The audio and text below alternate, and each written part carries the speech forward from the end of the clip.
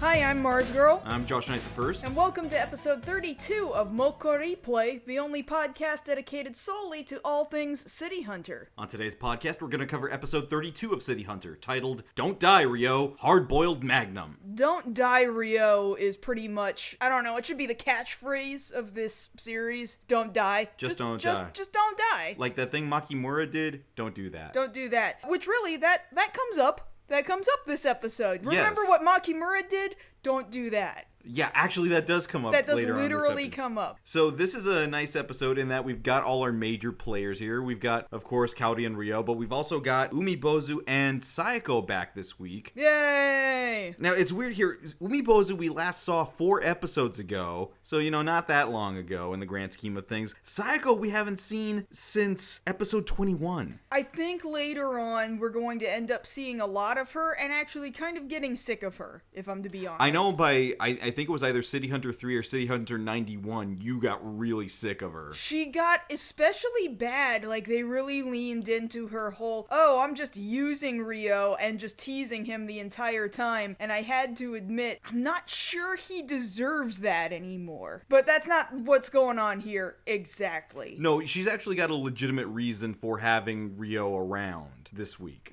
But yeah, let's go ahead and get right into it. So at the top of the show, we've got a kind of a cold open of Kaori and Ryo just kind of having their morning routine going. Kaori is pissed at Ryo because apparently from last week, we were already talking about City Hunter not getting a lot of jobs lately. Now there's been another drought. Instead of 2 weeks, it's been a full month since City Hunter's been hired to do a job. That's a long time to be freelance without freelance work. So to me, this bolsters the headcanon that I have that Kaori has to have a part-time job in order to keep them afloat if City Hunter's not going to pay the bills. Sure, but we are just having to make that up. They never state that she has any other sort of income. Well, because we were wondering about certain things about Ryo's finances in that he's got this giant-ass arsenal in the basement, and then he's also got this, motorcade of other vehicles at his disposal. Which we're just having to piece together. We never actually see it, and yet how can he not? And all of that costs money. Like, the upkeep on all of those vehicles, making sure he's got enough ammunition stocked. How does he fund that if they're constantly hard up for work? Well, he must have funds that are allocated specifically to certain needs, and then he skimps on other needs. Like, I don't know, food. You'll hear them complain later on about, oh, we don't have money for food. But they've got to have money for other stuff that they're just not taking the funds out of. Well, you're right about the food thing, because right here at the top of the show, Kaori is saying we don't have enough because we haven't been getting any work for the past month, and Ryo tricks her into making him instant coffee because that's cheap. And that, of course, gets him hit with a 100-ton hammer. Well, I think it's also just that Kaori doesn't feel like doing anything for him, and she's just really upset that he got her to get up and make anything for him at all. Even if it was boiling water. Yeah. And over his coffee, his instant coffee that he's gotten, he still drinks it, he happens to see that there's a mail stack with a letter in there mentioning, oh, by the way, Saeko's dead. What I thought was funny, too, was underneath that letter, you just really briefly see the other mail, and there's like a postcard from that Passion, I think it's a magazine he reads. So he like has a subscription to one of these nudie mags. Dear valued customer, your subscription is running out soon. Would you like to order another year's worth? Get just another year for only... And he keeps up those subscriptions. He must, He's yeah. not going to pay for food, but he will pay for girly mags. Yeah. I believe that wholeheartedly. But yeah, not to bury the lead there, he's got a letter saying Saeko's dead. Not a phone call, not something in the newspaper, not the next of kin coming to tell Ryo that this has happened, because there is next of kin coming, just not in this season. Saeko's dead, so he needs to go look into that. Yeah, but you can tell he's not like super concerned. He's just like, that's weird. So he goes down to this church where I guess they're holding services. There's a priest up at the front giving the homily, I guess, going over, everything you'd hear at a funeral, and there seems to be one grieving person in all black, and wouldn't you know it, it's Saeko. I have a feeling that Ryo was like, she can't be dead, this is just weird. Okay, why does she want me to show up? That successfully did it, that successfully called him out there. I don't know why she couldn't have just gone to his apartment for this. Well, especially considering what we're about to be told here, so let's go ahead and fill you in on that. So Ryo asks, okay, you're alive, obviously, but why the note? Why go to these lengths? So Saeko informs Ryo that there is a president coming in from the Republic of Kiruleya, another made-up country. Add that to the MokkoriPlay walking tour. We don't know where in the world that is. She didn't say, oh, it's the Middle East, oh, it's South America. It's out here in the Bering Strait, nothing like that. You know, where in the world is made-up country? That's the game we play here on MokkoriPlay. We don't know. We don't know the where it answer is. to this question. In fact, it's totally irrelevant to the plot to this. Yeah, because, all right, so let's get through the explanation here. So this president of this republic from this made-up country is coming to Japan. His country is rich in oil assets. As such, there is an assassination attempt that is going to be made on his life by this really high-profile assassin. So what the Japanese government is going to do is they're going to entrap the assassin. Before he can assassinate that president, they're going to hire him to assassinate Saeko. And then when he tries, they're going to arrest him. So basically, we never actually see the president of Fake Land. Yeah, it never comes up again after this. We're just focused on, hey, there's an assassin from another country who's coming to kill me, so hey, Ryo, can you protect me from that guy? That's all it really boils down to. That's really what it boils down to. That was a little too much backstory for what's actually going to happen in the episode. Yeah. And Ryo's like, oh, well, maybe. I'll consider it. Who did they get? Who's the assassin that they hired? And Saeko tells him it's a guy by the name of Michael Garland.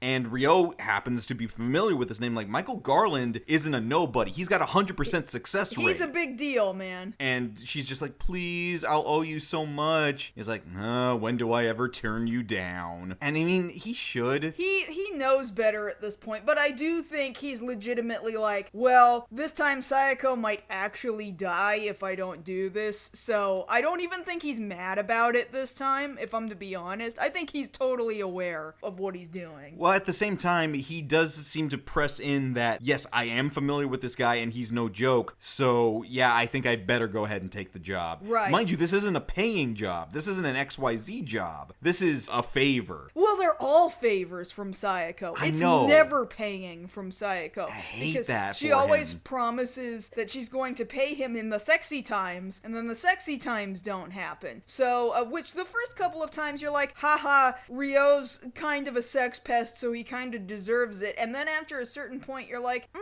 this is getting to be a bit much, and I'm not really sure which of the two of you is worse. So it would appear that they've already put things into place. Michael Garland has already been contacted because the very next day, Saeko is out on the street, just walking around. She's crossing this bridge. Ryo is not too far behind, but not really next to her. He's, pretending to be hitting on other girls. Then again, is he ever really pretending? Well, he is and he isn't, because he has decided to use it as cover to be able to see, like, in one girl's earrings, a reflection of Garland up on another building, looking down at them. Yeah, he's got his sniper scope ready. He's actually there to do the job. He's about to knock off Saeko. Thankfully, Ryo caught his reflection, just like you said, in that reflection of the earrings one of the girls is wearing, and in one of the quickest shots we've ever seen, Ryo distracts the girls. Saeko's not even looking. She's not even aware this is going on. Quickly pulls out his Magnum, shoots up at the guy. Mind you, the Magnum's got a silencer on it, too. Yeah, which you would figure, it's extra weight, so that should slow his draw time. Not for City Hunter. No, Ryo's better than that. He's quick with it. He nicks just the side of the top of the roof right next to Garland. Which I'm sure is completely on purpose, not to kill him, but as a warning of like, man, don't fuck with me. Like, I'm here. She's protected. She's protected, and it's because of me. So knock this shit off, man. And the girls never notice. Saeko never notices that this has even happened. Ryo just kind of plays it off. So I guess the silencer really helped. Although my understanding is that silencers are never like completely silent. No. So, especially in such close proximity to the two other girls, they should have heard something. you would think, but I guess everybody's just dumb. And maybe that's for the better right now. Right. Ryo just kind of throws deuces at the guy. Michael Garland sees him. He's just like, this guy's getting in my way. I don't like that. I need to look up who this guy guy is. Is this immediately when he goes to his spot to find out who Ryo is? Yeah, so that night, Garland goes to a pub, club, something like that, called Odyssey. It's some sort of a restaurant because they've got a menu, and the dude comes and he's like, "Irashaimase," and he drops a menu down on the table in front of him. He opens the menu. It's not just a menu, it's also got Ryo's photograph and his whole biography. So this is obviously an information brokering front. You know, this restaurant is a front for information brokering in the underworld. Right. You know, Garland pays the guy off and leaves. It's like, okay, so this is who this guy is. City Hunter, huh? Alright, I see what's going on here. So not only does now Garland know who City Hunter is, his interest has been piqued. He is no longer worried about any sort of assassination. He immediately wants to seek an audience with City Hunter for what he wants to do next. Right, at this point, it's actually about pride. Right. He's reputation. Yeah, reputation as well, because he figures, well, I do have a job to do. I'm gonna get to that. But first, I've really got to make sure that with my pride as an assassin, I need to make sure I can take out this City Hunter guy. It's just what we assassin boys do. I gotta go up in the rankings. The rankings that we keep to ourselves because there's no official ranking. So what? He goes out and seeks Umibozu. Yeah, that night out at the park, you know, Umibozu's there waiting, and he's contacted Umibozu because there's a connection between the two of them, which we'll go over in a little bit. All the assassins know each other. They all, in some way, shape, or form, know each other. Umibozu's got a reputation amongst other assassins. So, Garland dude, who, by the way, shares the villain name of the very first Final Fantasy boss, as well as one of the bosses in Final Fantasy IX, which is really just a reference to Final Fantasy 1, but that's just nerd talk right there. Anyway, Garland... Yeah, he meets up with Umibozu and he asks him, hey, you know Ryo Saiba? And he's like, I'm familiar with him. And he's like, hey, I saved this girl earlier and I got this rose, which to me is the flower of battle. I want you to give it to Ryo. And Umibozu seems to understand this weird flower language of, oh, you want a duel. Roses mean fights now. Okay, cool, because that's totally this what is totally flower language is. Yeah, this is totally Utena, guys. Well, I mean, Utena came a little later, but only a little. So Umibozu is like, wait a minute, have you met him? And Garland tells him, yeah, I met him earlier, saw him through my scope. And Umibozu is very quick to pick up on this. Oh, so you saw him, he was in your sights, and he's still alive. And he's not dead? Like, what the hell, man? You're supposed to be real good at this. Yeah, 100% success rate. What the hell? You're supposed to be, like, if any of you know wrestling, you're like the Hook of snipers. Like, what the hell, man? This doesn't happen. He's like, look, I know, I got thrown off. We're gonna fix that. I want you to go tell him I want to duel him. Here's all the info. You pass it along. So he does that. He takes that rose. He takes it over to Ryo's apartment, and everybody's there. Everyone is here. Ryo is here. Kaori's here. Saeko is here. Mario's here. Sonic. Solid Snake is here. Everybody's here. Okay, those last three aren't there. Okay, it's just Umibozu. It's just Umibozu's the last one. And actually, Ryo's kind of like, ah, shit, man. I really thought that all I had to do was protect you from afar, Saeko. It's the only reason why I said okay. Like he says blatantly, this ain't what I signed up for. He's like, I was just gonna shoot at this guy from really far away and be like, peace, bro. You know what this is. Don't bother doing this shit. And now he wants to get face to face with me. So it's really kind of weird that it's really only like 2 seconds, but it is weird that for those 2 seconds, Ryo actually seems concerned for himself. Yeah, like he understands the skill that Garland is known for and that it's not something to be trifled with because he knows how serious the underworld actually is. Right. And so if Ryo, even for that long, even for those 2 seconds, is legitimately talking about this isn't what I signed up for, it's, I imagine, partly, you know, concern for Kaori, which we see later on here in the episode, but also for himself, which we hardly ever see, is him being worried for his own life. Mm-hmm. So that means something, that somebody's got Ryo even remotely shook. Yeah, because that is not a thing you see often in this show at all. I can't think of another instance off the top of my head. Maybe it does come up, but the fact that I can't think of it right now means it's not very often. No, like, you'll see later on in the show or in the movies or OVAs that there are so many other major events that happen, you know, nuclear bombs and terrorist groups and down-to-the-wire decision-making on trains that should have Ryo shook, and he's not shook, but now, this time... Well, sometimes he's concerned for other people. Yeah, he's Ryo's never concerned for himself. Yeah, but this time, though, he is. I know. That's something. Right, exactly. That's exactly what I'm telling you. So he's like, all right, we talked about this. I didn't sign up for any of this shit. Saeko, this is money in the bank. I'm cashing in.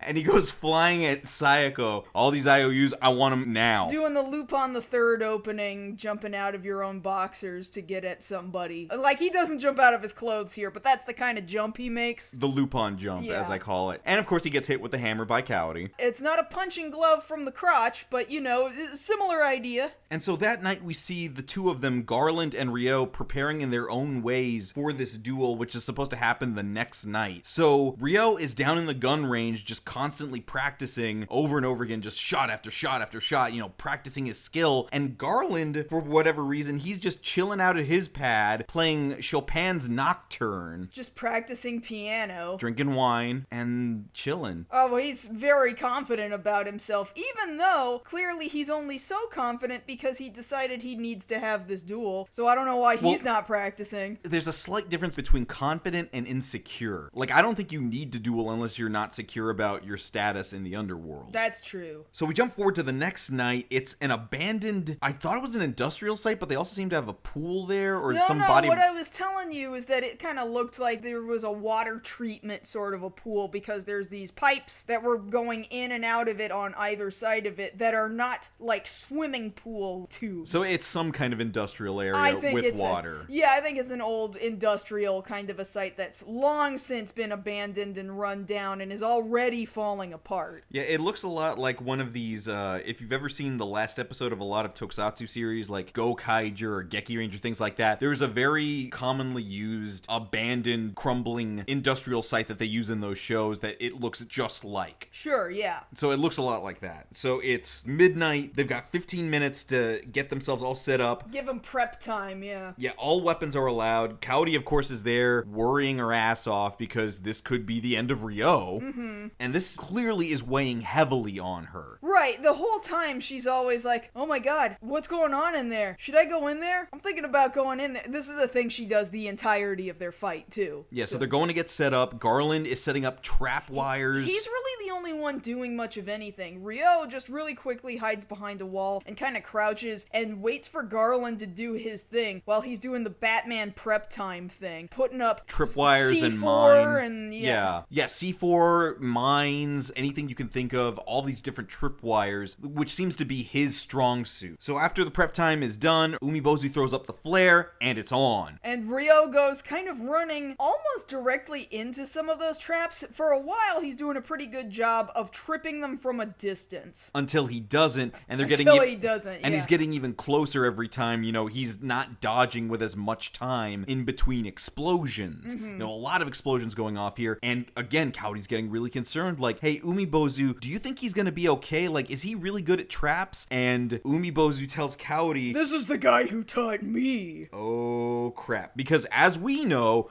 Umibozu is really good at traps. A few episodes back, we went into extreme detail about all of the traps that Umibozu had laid in Ryo's apartment. In a very short amount of time. Yeah, it was ludicrous and comical, and there shouldn't have been a way he should have been able to do all of the things that he did, including putting a boulder in an apartment building. Okay, so if Umibozu's not the one that taught Garland and it's the other way around, Garland taught him, then this guy is even better.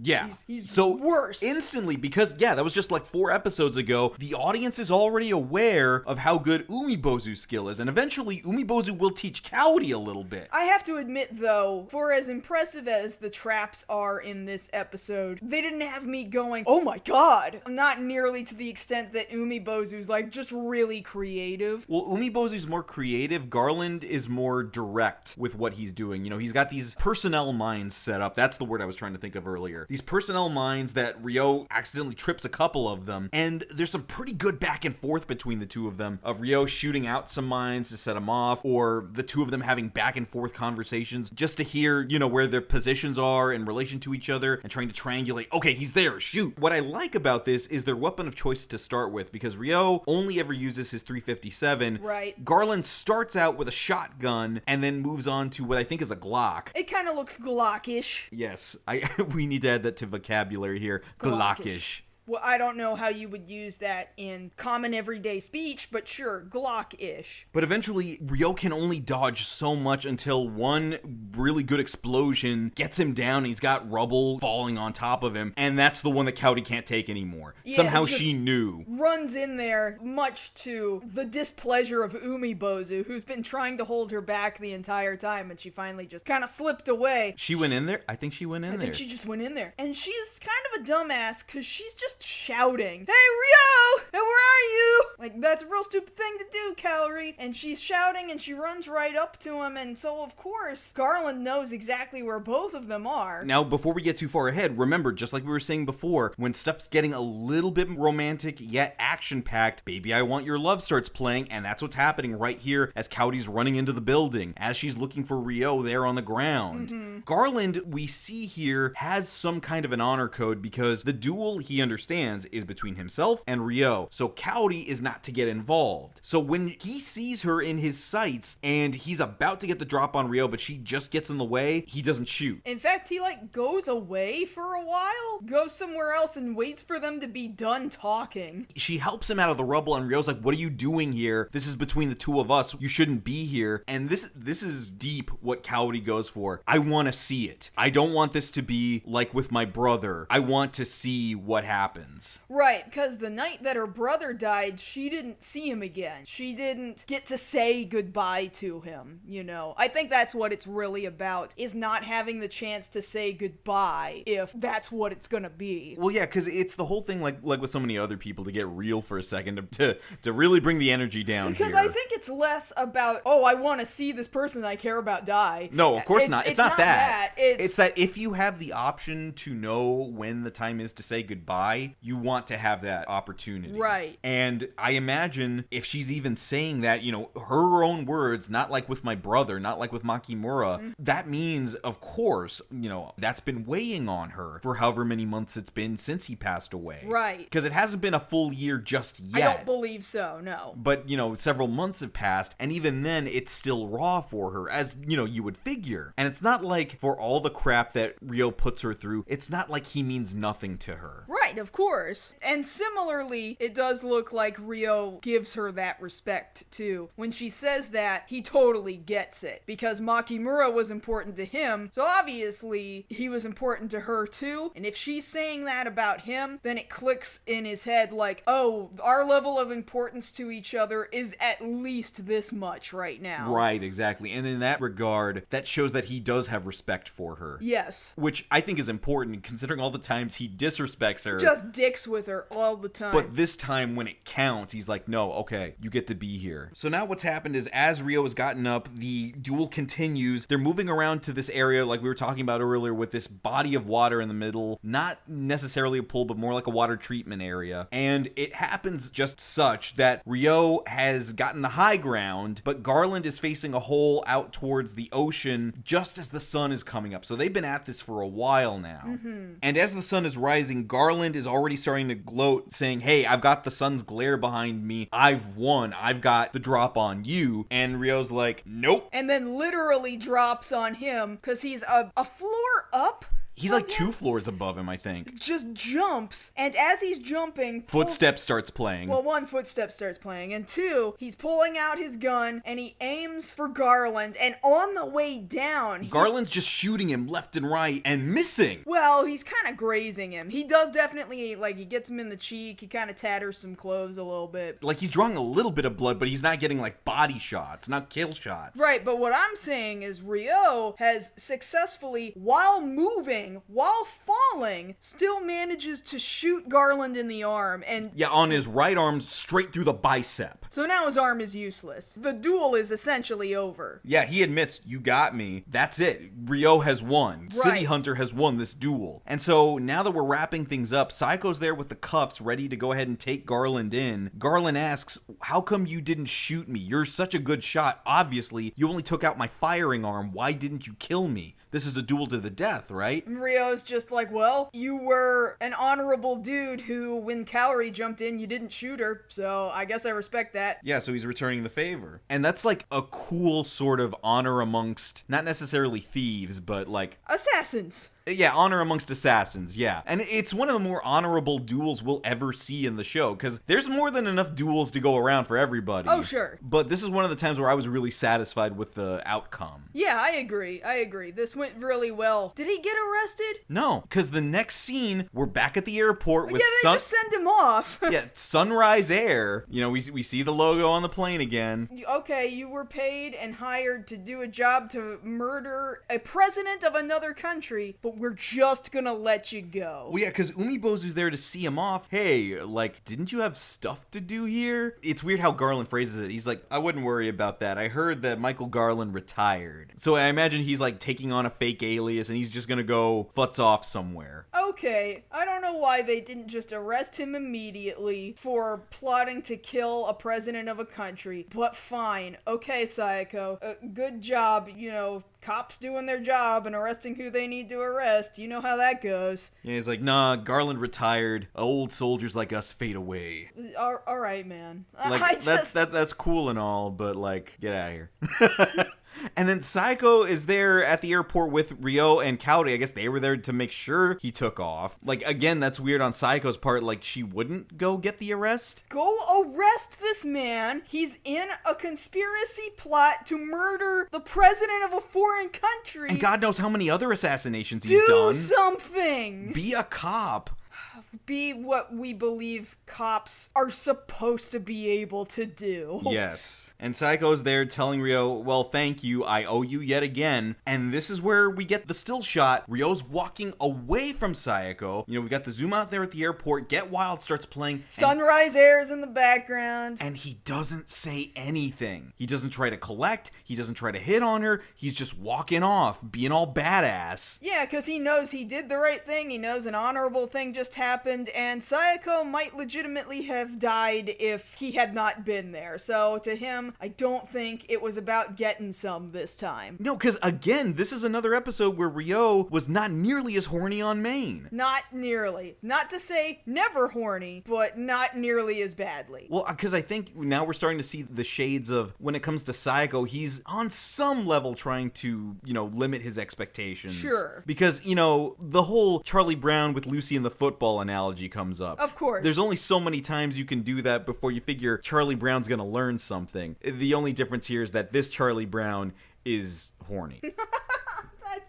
Please don't put that mental image in my head. I am so sorry. Why have you done this? That's the end of the episode. There's one other thing I wanted to bring up, is that at the very beginning of the episode, when Ryo goes to the cemetery to see if Saeko is actually dead or not, there's this one tombstone that we see there in the shape of a cross. Yeah. And it says M. Na. M period. It's an abbreviation. NAH. Which, it came up in the preview for this episode. And I just caught it real fast. And I was like, Nah.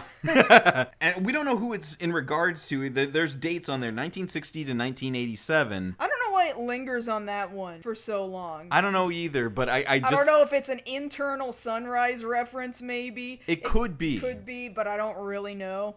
Just this side of, nah.